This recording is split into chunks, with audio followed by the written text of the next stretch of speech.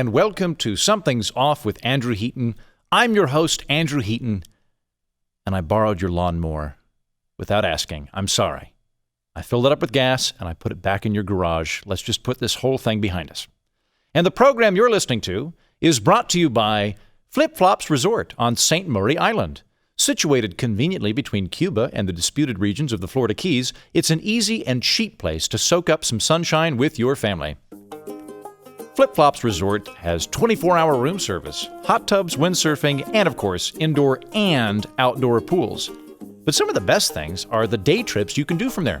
For example, you are a 20-minute shuttle ride from Pirate Socket Lagoon. With its stunning white sands and crystal clear water, not only can you see starfish and manta rays and whatnot, you have an excellent chance of seeing a pod of bottlenose dolphins. Now, if you do see those dolphins, a few words to the wise.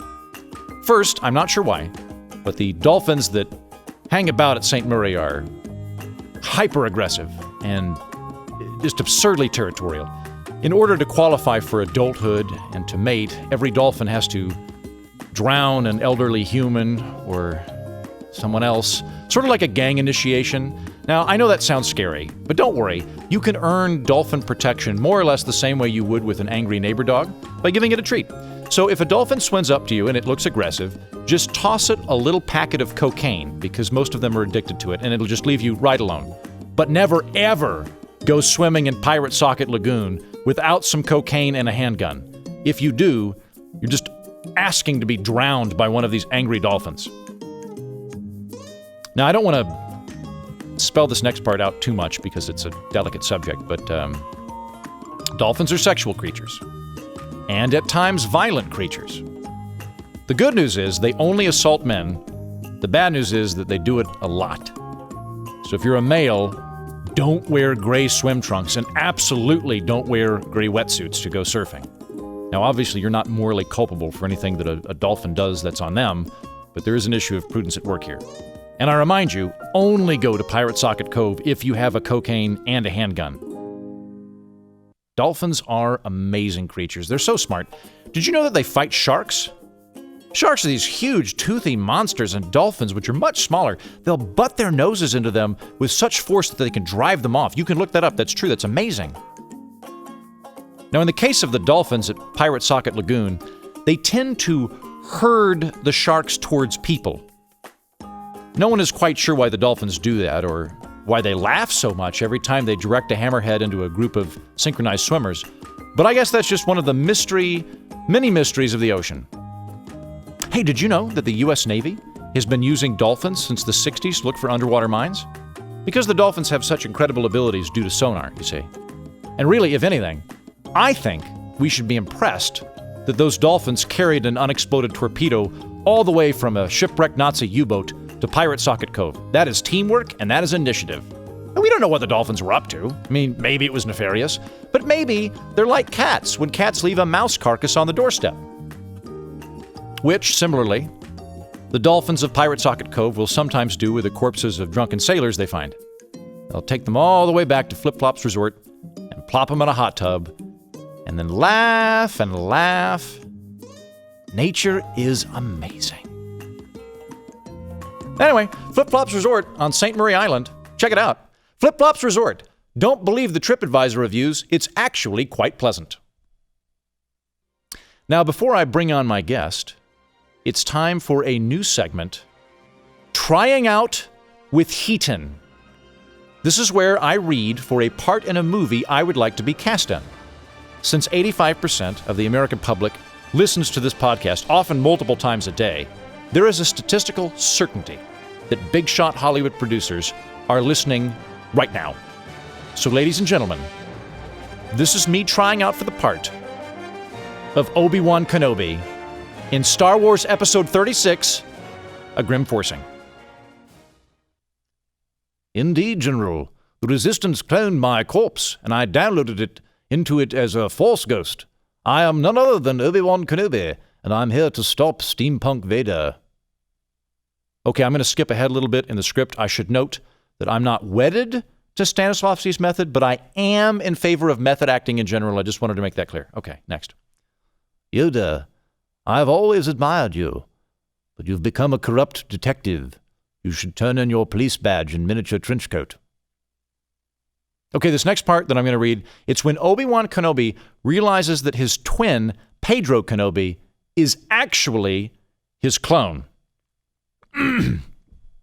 Pedro, this changes nothing between us. We may not have shared the same womb, but we share the same genetic code. All right, and this next scene is when Obi-Wan Kenobi's girlfriend, cyborg Satine Kirzay, turns out to be Pedro Kenobi, using the Force to disguise his face so that he can trick Obi-Wan Kenobi into allying with Steampunk Vader to fight the Ewoks. It would seem, Pedro, you have my heart and two senses. But this isn't the first time I've had to render a loved one into a stump and leave them to die in a volcano. Okay, now this is the last line. Last line from the conclusion of the film. I'd also like to point out before you listen to this, before you make up your mind.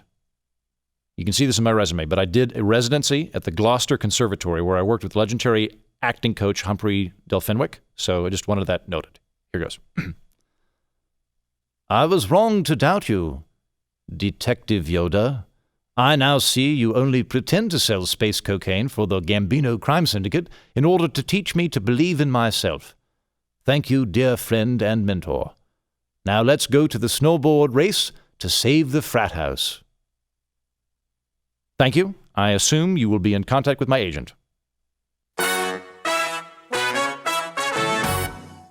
My guest today is Mr. Phil Robertson. He is the host of In the Woods with Phil. He is the author of a new book coming out and has had a fairly storied life and media career. Thank you for coming on. Hey, good to be here. Yeah. So what I'd like to do is I want to talk to you about your book in a minute. Yep. But before then, I have been trying to convince the Blaze to put me in charge of its reality television show wing.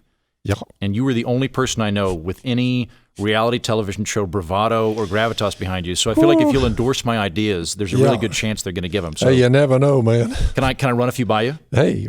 Okay, so these are my ideas for reality television shows that I want to do at the Blaze, which I'd be willing to be executive producer of all these programs for an additional six figures beyond my current salary, if you're listening. So first one, Pimp My Lawyer. Pimp Your Lawyer. It basically what you'd do is you'd bring in your attorney and you'd give him a makeover and try and make him more glamorous, I guess. Yeah, it possibly could work.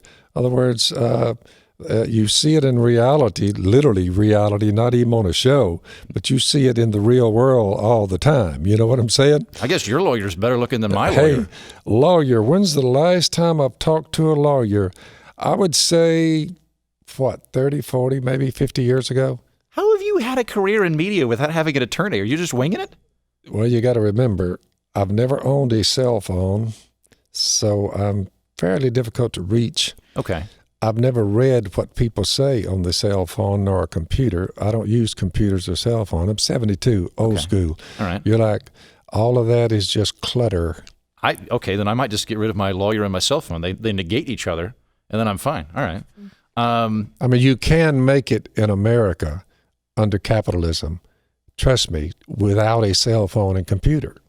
Well, you made your bucks making duck calls, right? That's Because you're primarily, you're a lot of things, but the kind of the main business for the last few years is duck call manufacturing. Yep. Trust in God, trust in capitalism is my code, and work hard. Okay. Well, and I want to talk to you about both God and capitalism in a moment, but I got a couple of awesome ideas I want to remind you. Do you know what Rumspringa is? What? Rumspringa, it's Amish folks. Oh, yeah.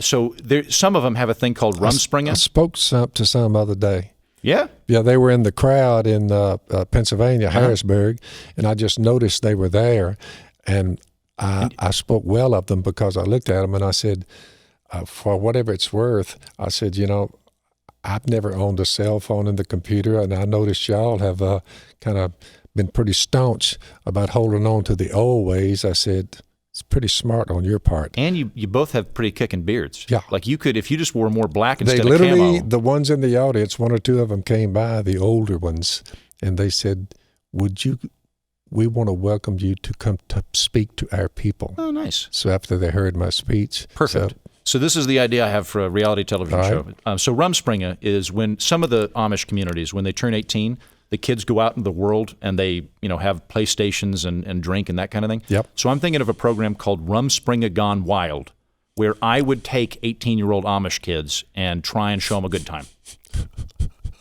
But I got to say, like, you don't know me super well. I'm kind of like a Disney-level rascal. So I'm a rapscallion, but like within the confines of a Disney universe. So I'm not going to get him on a hard You have drugs. to remember, you're talking to a man who deals with functional families. Oh, I mean, we take the scriptures and we teach our children, and we rebuke them, we correct them, we train them, and we show them, and we teach them to love their God and love each other.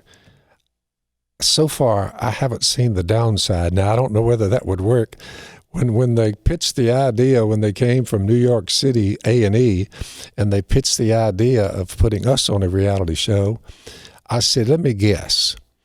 Y'all were having a meeting about what we could come up with, like you, dealing with, this would make a good reality show.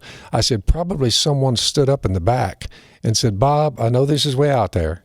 I know I'm stretching the limits here, but is it possible we could have a functional family doing a reality show?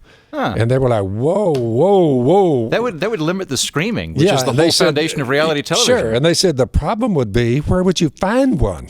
A functional family. So they ended up down on the riverbank, way and deep in Louisiana in the woods, to find a functional family. And they pitched the idea and then left. And all my boys said, Dad, what about it? I said, a bunch of rednecks shooting ducks. I said, guys, I don't think it'll work. I said, however, we're believers in God.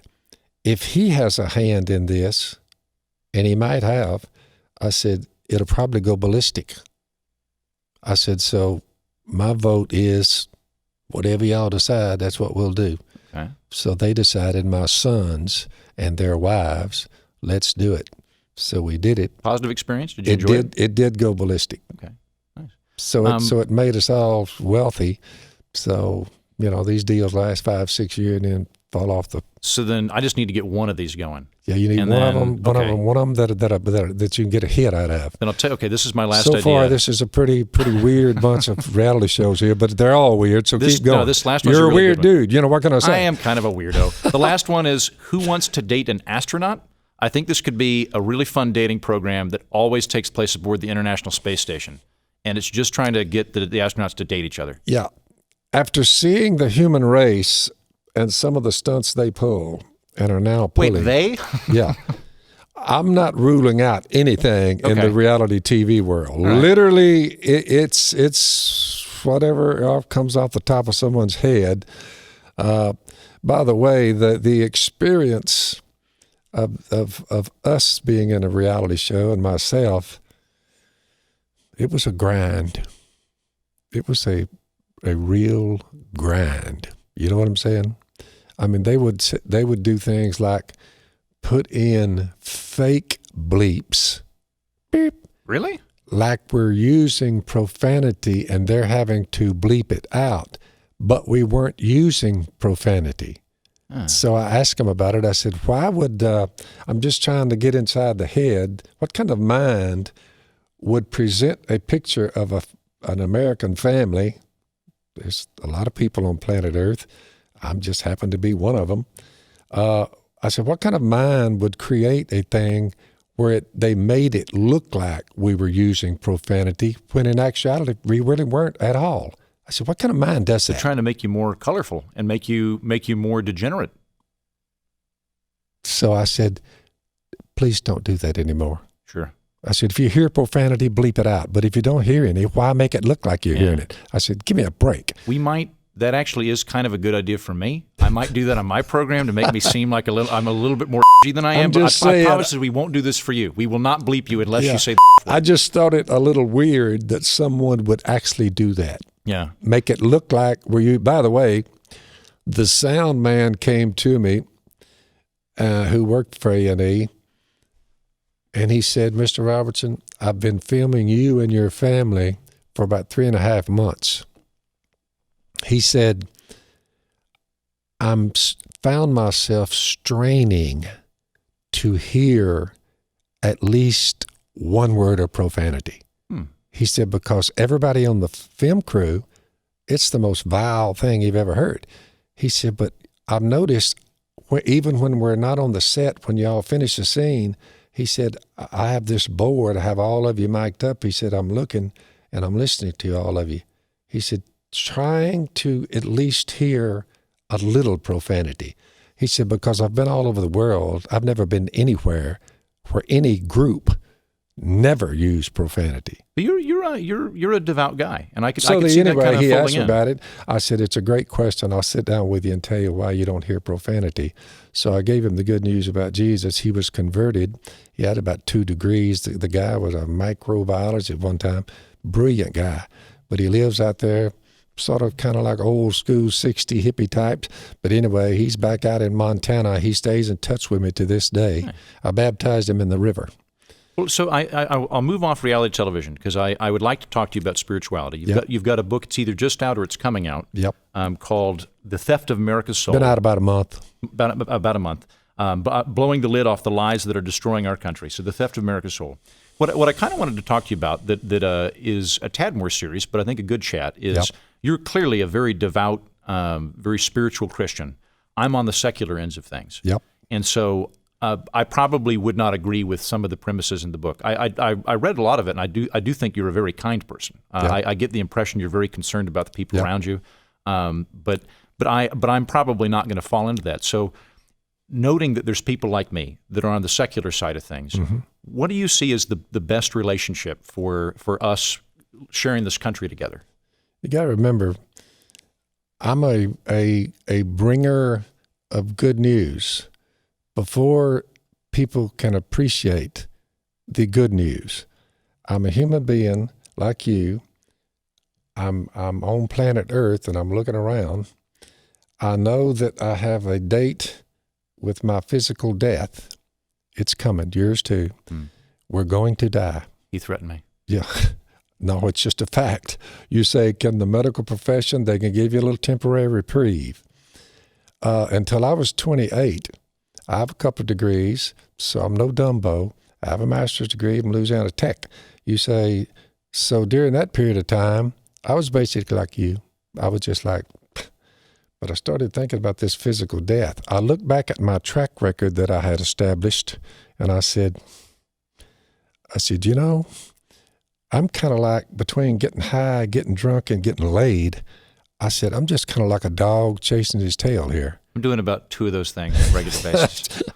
I'm just telling you about me. You say we all fall short in many ways. You're like, but I never had even heard about peace of mind and immortality being on the table when it comes to biblical things. Well, there I am coming from a different perspective because I was very religious when I was in high school, and I was very, very religious when I was in college, and I've gone away from that. I'd say that I'm in the camp of I am agnostic, by which I'll say I'm an atheist who's decided not to be a dick about it. Yep. And I hope I'm wrong. I would like it if I don't want to be hit by a bus today, but if I got hit by a bus, I hope there's a white light. Yeah. And I do see. I think overall religion has a wonderful binding power, and it gives people a sense of community. So I'm kind of in this sort of weird pro-religion camp. Where I do get concerned though is when it starts getting force of law behind it. Yeah. And so if you're wanting to be a very active Christian, I think that's wonderful. We live in a pluralistic society. But say if you wanted to restrict who I could sleep with or scotch or things like that. Or try and put up if you wanted to put cross on public buildings like state-run buildings, right? That would be a kind of a flashpoint between us. You got to remember, it's not complex and it's not theological. The conscience, the reason I don't believe salt water made us, it would be hard for me to believe some department in salt water, H2O, could put a conscience inside my head. I'm just looking at it realistically, and I'm thinking, where'd this conscience come from? Where'd the concept of guilt come from? Well, if you hadn't been taught something was wrong, you wouldn't have known it was wrong. Well, so we all make mistakes. We break the law. A lot of people misinterpret things. whoever sins breaks the law. In fact, sin is lawlessness. I'm 72 years old. At 28, I said, I'm guilty as charged. I said, I know what sin is. I'm guilty. Big time. Then you got physical death coming along after that. What I'm describing to you are a couple of problems you and I can't fix. We can't fix it. I can't undo what I've already done. You're just hung there. Well, at 28, for the first time, someone says, you ever heard of the word gospel? And I said, gospel. I said, gospel music maybe on the radio? Some old Tennessee group singing. I said, that's about as far as I know about gospel. Good stuff. So I looked down there and I began to investigate God becoming flesh. Say what you will, we are counting time by him. We really are. 2019 years ago, Jesus shows up. Well, he takes away Phil Robertson's sins on a cross. He's mistake-free, and he removes my sin and the rest of yours too. They put him in a hole in the ground. 3 days later, all the eyewitness accounts said he came out of the grave. Well, there goes your physical death problem. It's gone. He stays 40 days to convince him he's alive, and he's gone back to where he came from. Now, look, it is the wildest thing I've ever heard of in my life. So if you go all the way back and read the whole thing from start to finish, Genesis to Malachi, Jesus is coming. Jesus is coming. All the prophets, overwhelming predictions, where he would be born, what he would say, what they'd call him, what he would do. His death, his burial, his resurrection was preached by Isaiah 800 years before it happened. Genesis 3, 5,000 years ago. The seed of a woman will crush your head, Satan. The seed of a woman. Well, here comes Jesus 5,000 years later. Matthew, Mark, Luke, and John. Jesus is here. I investigated him. I don't mind telling you or anybody else, I just didn't see where he ever went wrong.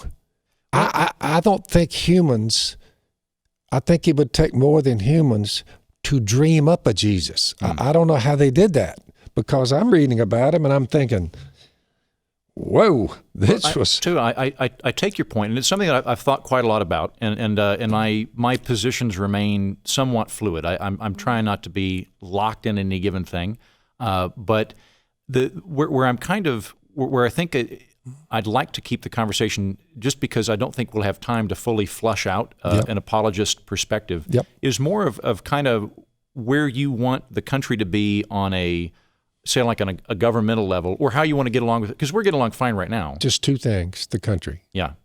Here's all I'm asking for, as a fellow human being.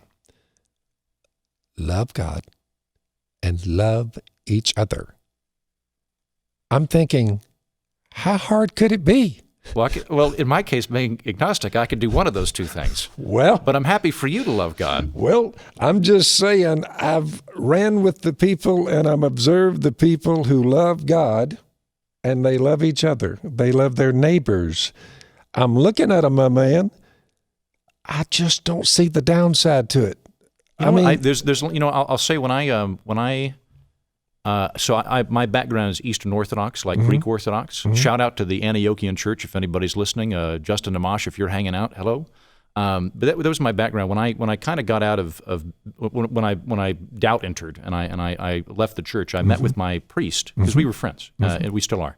And we went out to have a scotch, and I said, I think I feel obliged to tell you that I don't really believe this anymore. And I anticipated him saying, you're in great peril. You really need to pray about this. And he took a second and he went, okay, I just want you to know that regardless of what you think, regardless of what you believe, I love you and I view you like a member of my family. And the church here in Norman, Oklahoma is always your home. It doesn't matter what you think. We are so happy to see you, and I hope you'll make time to come see us. And all of those people have been so wonderful to me. They're truly kind human beings. I think if I got a disease or something, I don't think they'd care what my spiritual state was. I think they'd really take care of me. It's really not deep theological. Look, either Jesus is who he said he was, he died on a cross, was buried, and raised from the dead, or not. I read the story. We have eyewitness accounts. I've read the background on him. All we're waiting on now is the return. So it all comes down to just a person and how one thinks about him. I bowed my knee and repented. I mean, look, I was up to no good. I bowed my knee. In my case, it worked beautifully. I repented. I quit getting drunk, high, and laid. I keep my sex between myself and my woman. It's plenty. And so I was satisfied with that. So I ran with the wicked for the first 28 years. I've been running with the godly the last 44 years. You say you get up in the morning and you just do good. So do you? Good. On that note, because I'm trying to do good, Yep. and I think you are too. Mm-hmm. Do you see me? It didn't seem to me that the book was aimed at people like me. I didn't see it as being nasty or anything. It wasn't. Do you like? But it does say, the theft of America's soul, blowing the lid off the lies that are destroying our country. Like, would you view, me and the secular folk as being problematic in terms of, veering the country away from where it should be? It's your call to say, I'll embrace Jesus and take my chances with him. The reason I'm taking my chances with Jesus, it'll be up to you to decide whether you're going to take your chances with him or not. It's because I'm in a corner. I don't see any other chance there is out there. Now, if you have a better story on the removal of all my sin, being viewed as if I've never made a mistake, justified, you're like, guaranteed immortality, resurrection from the dead. If you have a better story, I've been asking everybody, do you have a better story? And they're like, that's a doozy. Yeah, honestly, Phil, I wouldn't want you to come to my bleak materialist universe. I don't think you would enjoy it. I'm not particularly fond of it myself, to be honest with you. As I said, I hope I'm wrong about it's your call. I don't look at you or anybody. Look, you say you got to think about it like this. You say, Phil, you love me. Why, yes, I love you. You're my fellow human being, man. I mean, I have to love you. You say, what if I don't like you? I still love you. What if I curse you, Phil? I don't care. I still love you. The vitriol, the hatred. Look at a mistake-free God and a mistake-free human body, Jesus. Look what they did to him. I mean, I've investigated him thoroughly. I'm like, how many times, Lord, should we forgive somebody? 7? America wouldn't give you that many.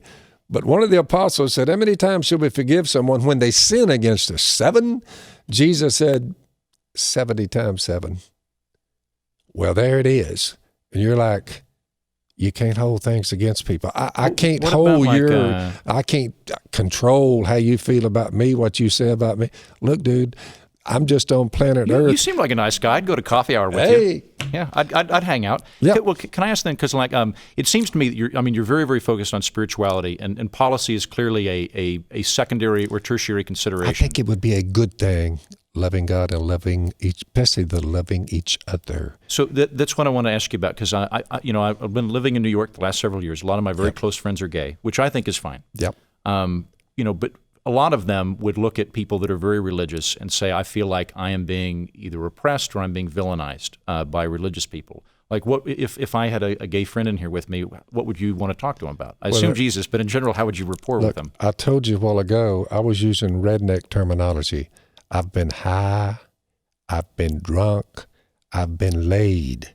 You say, whether it's heterosexual, whether it's homosexual, look, there's a lot of ways you can sin sexually, a lot of ways. Look, the teaching in the Bible, man, woman, marriage, keep your sex right there. Yes, it calls for restraint on our part, But I can have the same orgasm with my wife when I'm getting ready to, and she have one, and we're satisfying each other. All you're going to get out of it is orgasm, no matter what you're doing. All you're going to get is an orgasm. Then it's over for a while. The biblical model, one man, one woman, you say, did you keep it? No. I violated it terribly. So when you say gay to me or words like that, I would just simply remind you, it doesn't make any difference whether it's sexual sins, a little bitty lie, I've stretched the truth, I had a fit of...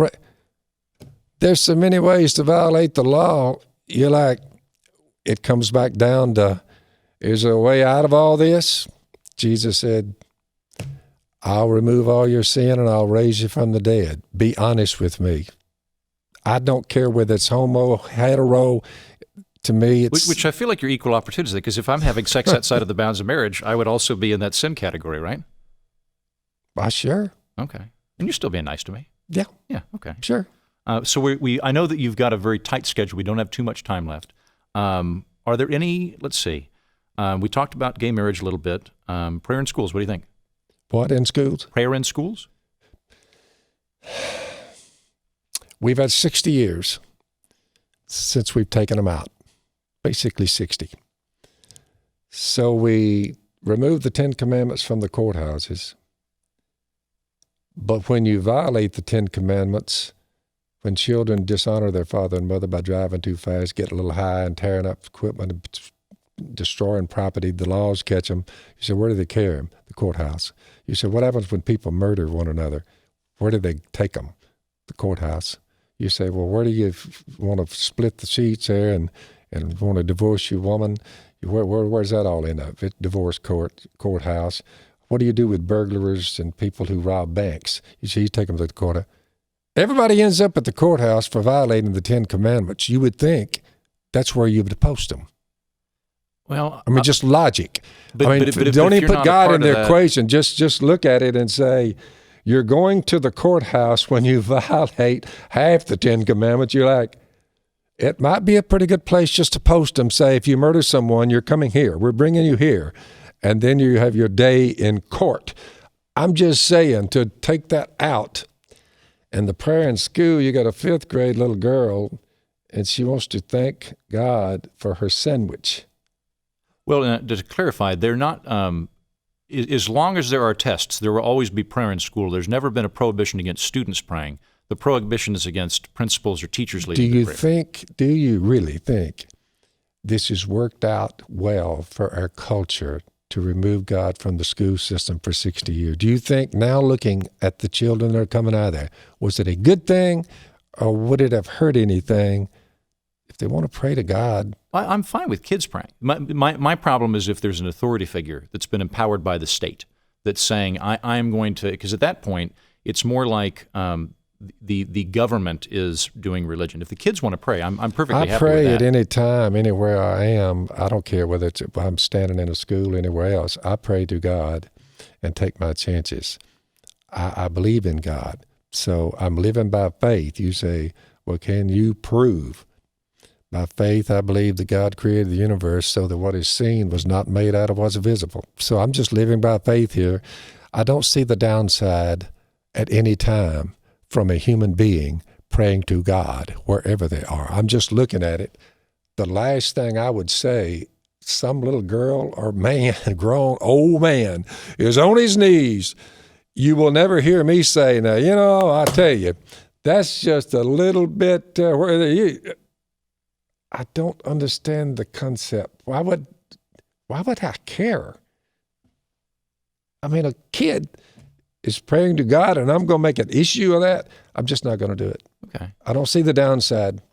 Well, I know that they're telling me that you guys have to take off here in a moment. I really appreciate you coming by, Phil. I enjoyed talking to you. I appreciate you. And I do love you. Thank you. I love you too. You seem like a wonderful person, and I wish you the best, and I wish you all the happiness. And thank you for that. coming on my program. Hey, thanks. Thanks for having me. A little bit of listener feedback before we wrap up the program. This is Fan A on iTunes, where you can review this podcast if you have not already done it and you love it. If you're moderate to minimal about it, I'm going to ask you to just get off iTunes entirely and throw your phone into a river. But if you like it, you should review it like a fan who said, "Just gotta say, so great, give me more, happy face emoticon." Happy to provide, and thank you very much. Remember, you can always tweet me at Mighty Heaton or Facebook me at facebook.com/Mighty Heaton, or even email me by subscribing to my newsletter at mightyheaton.com and just reply when I send it out on Fridays when I remember. I did this last Friday. I'd also like to encourage you to subscribe to BlazeTV and download the BlazeTV app. If you do, you can watch me instead of just listening to me. Use the promo code Heatin to get $10 off your annual BlazeTV subscription.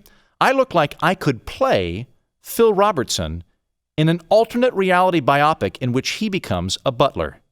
So download the BlazeTV app on iTunes or Google Play, get subscribed to The Blaze, and then fall in love with me more than you already are. You can also watch portions of the show on Facebook Watch by going to facebook.com/HeatonTV. Finally, please rate, review this podcast. That helps other people discover this here political orphanage. Thank you.